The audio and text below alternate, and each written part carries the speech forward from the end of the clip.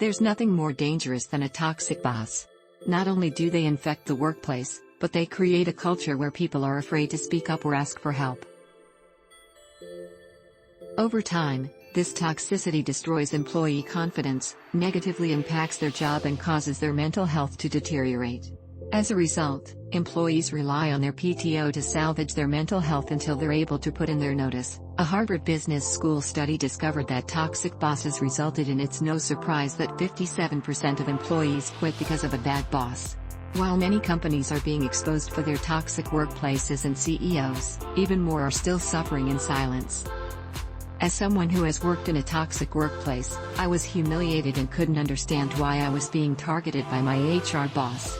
My confidence deteriorated and I believed I was the problem. Ultimately, the workplace broke my spirit and I stayed until I couldn't any longer. Some reasons why employees end up staying in a toxic workplace are: here are 3 telltale signs that your boss is toxic. Unrealistic expectations with impossible deadlines. Constantly feeling overworked and unsure of your boss's expectations is a clear sign that your boss is a toxic. Rather than being respectful of your time, they expect you to drop everything to complete a project with an impossible turnaround time. When you try to speak up, they refuse to listen or take it as you not understanding the urgency of the issue.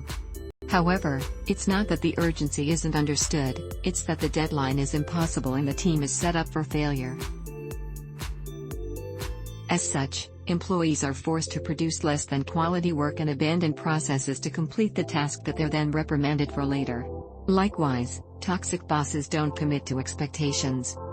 Even when they do, they're always changing details. Employees quickly become burnt out because they're always trying to anticipate what's new, what's changed and what their boss expects.